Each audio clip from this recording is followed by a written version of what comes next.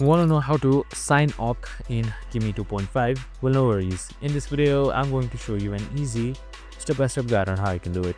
It's super simple and under a minute, so let's get straight to it.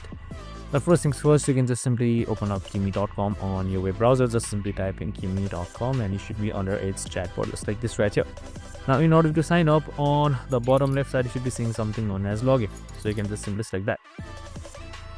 So now right here you can see you can contact me with Google or phone number and verification code. You can select your number as well by selecting this. I'll just go with continue with Google this time. Now you can just simply select your account that you like, any one of these. And in a while you should be signed in automatically or signed up in Kimi. And that's it. Super simple and easy. I hope this video helped. If it did, make sure to like, subscribe and tune in with us for more of these videos. See you in the next one.